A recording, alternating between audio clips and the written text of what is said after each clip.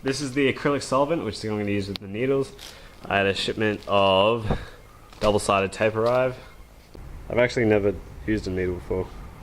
This is simply awesome. Like, I can't even see any of the glue on the joint. Well, it seems to be watertight. No leaks as of yet. Sort of window into the case. This is the back of the case, and this here, it hasn't been glued yet, it's just snapped in,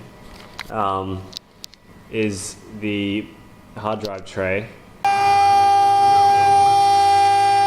This is the front panel of the case, so you've got the water cooling here, which you can see clearly through the case, and then you have the front panel, and you have these 4 M8 screws which hold this bit on, and then you just take this off to access your case internals.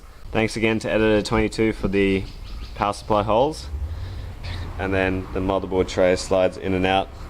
What I've done here is really roughly sanded this so it's got scratches all across it, and now I'm going to frost it out using the heat gun. 590, I reckon that's had enough.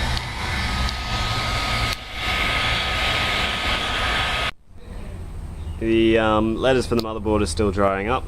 I've just got frosted acrylic at the back, and then that just sits like so on the motherboard backplate. The case so far, and that's it right there. Oh, Vivek, you just... Oh, sorry, man. God, always in the way and shit. Looks pretty mad on camera. Anyway, so I just wanted to show you what the case looks like so far. It's probably about 25% complete, even though most of it looks done, but there's still quite a bit to do, as you can see. This is my attempt at reducing the amount of tubing in the case. So the water just runs straight into there, up into here, and then straight onto the motherboard. This is the hard drive bay, so you've got air coming from the radiator below, and you also have cross air going straight into the hard drives. You can see the effect the frosted acrylic is having there, and the motherboard just slides in through there. It's like the case is actually upside down at the moment. So after a lot of heat gunning, my Asus Maximus is now naked. I used to really like Corsair, but the last 2 power supplies, including this one, have had dead fans within a year and a half.